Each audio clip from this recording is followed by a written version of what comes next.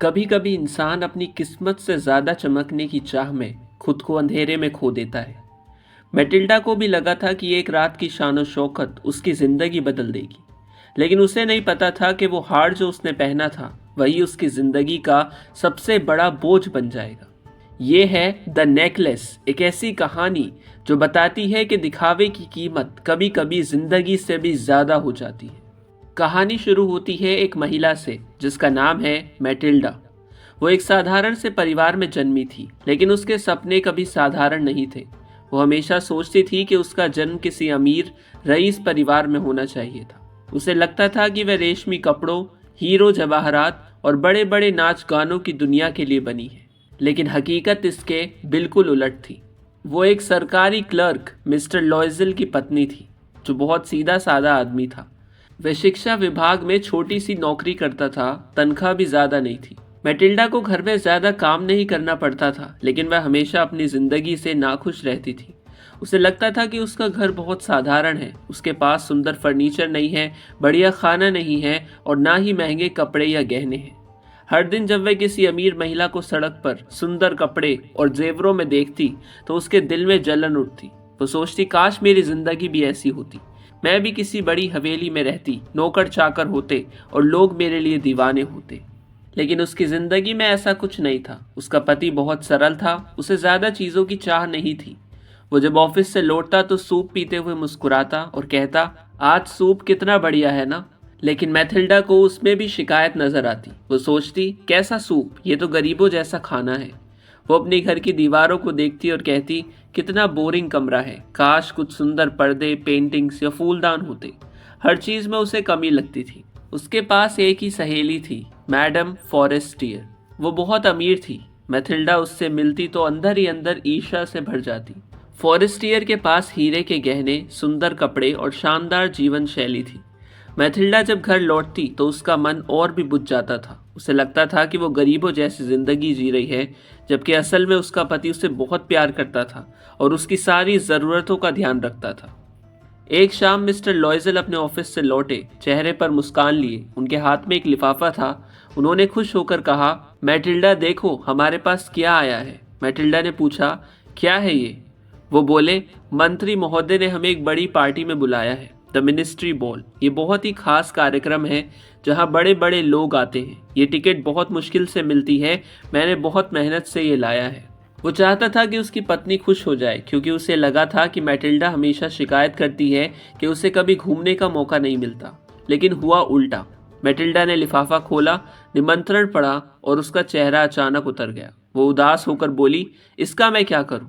उसका पति हैरान होकर बोला, क्या मतलब? ये तो बहुत बढ़िया मौका है, इतने सारे लोग होंगे, तुम खूबसूरत लगोगी, सब तुम्हें देखेंगे।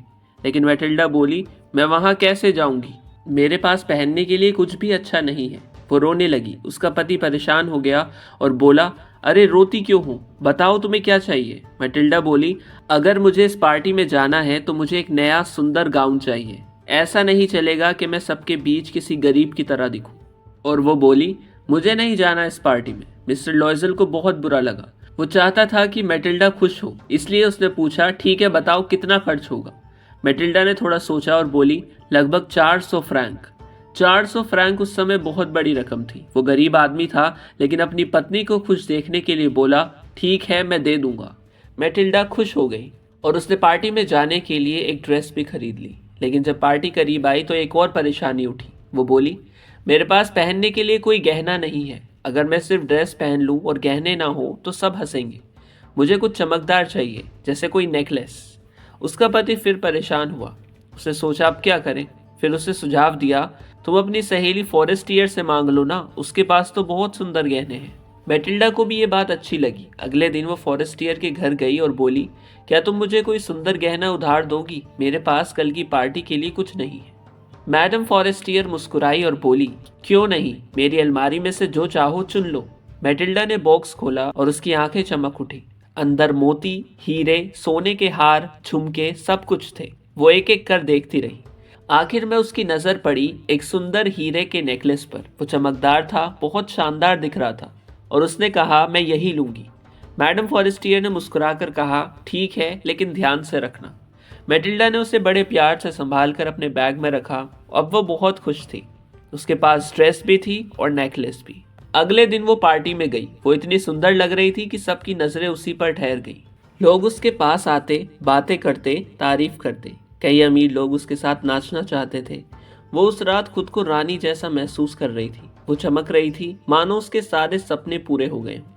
उसका पति एक कोने में बैठा था। बहुत खुश होकर वो देख रहा था कि उसकी पत्नी कितनी प्रसन्न है। रात बीती, संगीत थमा और जब आखिर में सब लौटने लगे, मैटिल्डा भी बाहर आई। दोनों पति पत्नी धीरे धीरे घर की ओर बढ़ रहे थे। मैटिल्डा ने अपने गले में वही हीरे का नेकलेस पहना हुआ था जो उसकी सहेली फॉरेस्टियर ने उसे उधार दिया था। उसके चेहरे पर अभी भी खुशी की चमक थी, क्योंकि उसने वो रात अपने सपनों की रानी की तरह बिताई थी। लेकिन जैसे ही दोनों घर पहुंचे, कुछ ऐसा हुआ जिसने सब कुछ बदल कर रख दिया। जैसे ही मैटिल्डा ने अपनी कोट उतारी और शीशे में खुद को देखा, वो सन्न रह गई। उसने घबराकर अपने पति को आवाज दी और बोली, नेकलेस कहाँ है? उसका पति बोला, क्या मतलब? वो बोली, वो हीरे का हार जो मैंने फॉरेस्टियर से लिया था, वो मेरे गले में नहीं है। दोनों तुरंत कमरे में इधर उधर देखने लगे। कुर्सियां, टेबल, बैग, फर्श, हर जगह खोजा, कुछ नहीं मिला। मैटिल्डा के हाथ कांपने लगे। उसका चेहरा पीला पड़ गया। वो लगभग रो पड़ी। मिस्टर लॉयजल बोले, शायद वो तुम्हारे कपड़ों में फंसा रह गया हो, चलो फिर से देखते हैं। उन्होंने हर जेब, हर कपड़े की तह देख डाली, लेकिन वो हार नहीं मिला। अब मैटिल्डा बैठ गई। आंसू आंखों से गिरने लगे। वो बोली, अब मैं क्या करूं?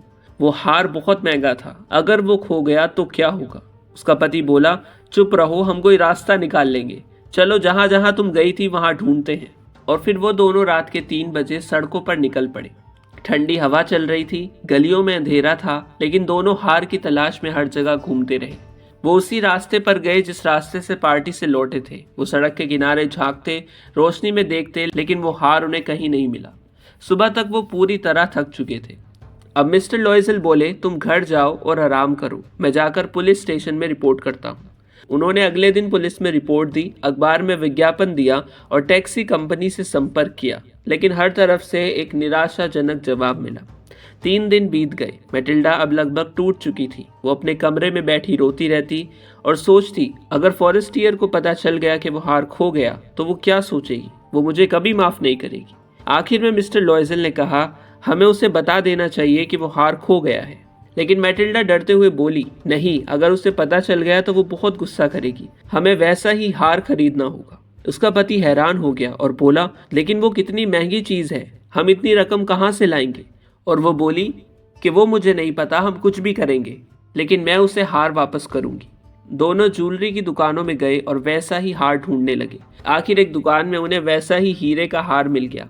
वो बिल्कुल वैसा ही था जैसे फॉरेस्टियर का था। उन्होंने दुकानदार से पूछा, कितनी कीमत है इसकी? दुकानदार बोला, 40,000 फ्रैंक। मैटिल्डा और उसके पति दोनों सन्न रह गए। ये रकम उनकी पूरी जिंदगी की जमा पूंजी से भी कई गुना ज्यादा थी। मिस्टर लॉयजल ने कहा, हम इसे खरीदेंगे। उन्होंने दुकानदार से वादा किया कि वो पैसे का इंतजाम कर लेंगे और दुकान से उस हार को अलग रखवा दिया। अब शुरू हुआ असली दर्द। मिस्टर लॉयजल ने अपने पिता से पैसे उधार लिए, पुराने कर्ज चुकाने के लिए नए कर्ज लिए, कुछ अमीर जान पहचान वालों से भी पैसे मांगे, कभी झूठ बोला, कभी विनती की। हर जगह से थोड़ा थोड़ा जोड़ते हुए उन्होंने 36,000 फ्रैंक का कर्ज लिया। बाकी अपने थोड़े से बचत के पैसे से उन्होंने रकम पूरी की। उन्होंने वो नया हार खरीदा और फॉरेस्टियर के घर पहुंच गए। मैटिल्डा का दिल धड़क रहा था। वो बहुत डर रही थी कि कहीं उसकी सहेली को कुछ शक न हो जाए। उसने वो हार वापस दिया और बोली, धन्यवाद मैडम। वो हार गिर गया था, लेकिन मैंने उसे ठीक करवाया है। मैडम फॉरेस्टियर ने ज्यादा ध्यान नहीं दिया और वो हार रख लिया। बस यही था वो पल जिसने मैटिल्डा की किस्मत को हमेशा के लिए बदल दिया। अब उसकी जिंदगी पूरी तरह बदल चुकी थी। कर्ज चुकाने के लिए उन्हें अपनी पुरानी जिंदगी छोड़नी पड़ी। उन्होंने अपना सुंदर घर छोड़कर एक छोटा गंदा कमरा किराए पर लिया। नौकर चाकर सब चले गए। अब मैटिल्डा खुद सारे काम करती थी, घर की सफाई, पानी लाना, कपड़े धोना, खाना बनाना और बाजार से सब्जियां खरीदना। वो जो पहले शीशे में खुद को देखती थी और कहती थी, मैं कितनी सुंदर हूँ, अब उसकी उंगलियां सख्त हो चुकी थी, चेहरा मुरझा गया था, बाल उलझ गए थे। वो पहले जैसी नहीं रही। मिस्टर लॉयजल भी दिन रात काम करने लगे। वो सुबह से रात तक ऑफिस के बाद भी लोगों के लिए काम करते ताकि धीरे धीरे कर्ज चुका सके।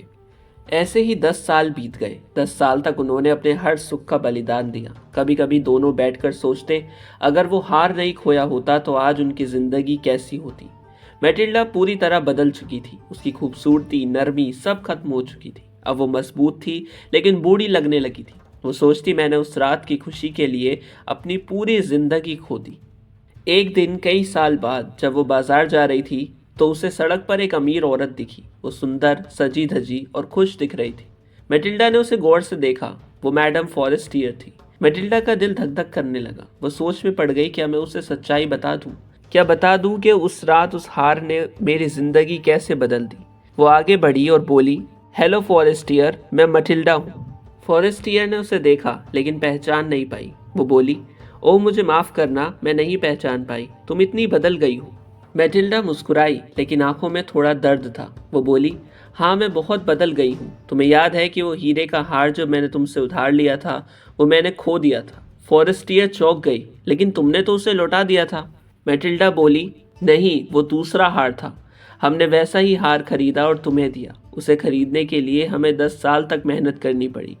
फॉरेस्टियर के चेहरे पर हैरानी छा गई। वो बोली, क्या कह रही हो तुम मटिल्डा? वो हार असली नहीं था, वो नकली था। उसकी कीमत मुश्किल से 500 फ्रैंक थी। ये सुनते ही मैटिल्डा का चेहरा सफ़ेद पड़ गया। उसके होंठ कांपने लगे। वो कुछ बोलना चाहती थी लेकिन शब्द नहीं निकल रहे थे। उसके दिल में एक ही सवाल घूम रहा था, अगर वो हार नकली था तो मैंने अपनी ज़िंदगी बर्बाद क्यों कर दी? 10 साल की मेहनत, दुख, गरीबी, भूख और तकलीफ सब एक झूठे चमक के लिए।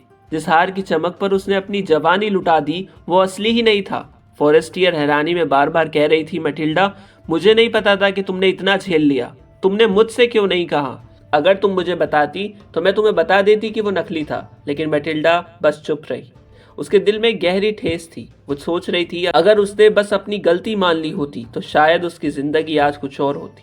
उसने उस दिन झूठ बोलकर, दिखावे की शर्म में, अपने ही हाथों से अपनी जिंदगी की सारी खुशियां मिटा दी थी।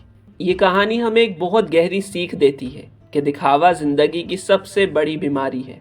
कई बार हम दूसरों को प्रभावित करने के लिए अपनी सच्चाई छिपा लेते हैं, लेकिन वही छिपी हुई बात एक दिन हमारी बर्बादी बन जाती है। ईमानदारी सबसे बड़ी दौलत है। अगर मैटिल्डा ने उस समय सच बोल दिया होता तो वो 10 साल तक गरीबी और तकलीफ में न रहती। एक सच उसके पूरे जीवन को बचा सकता था।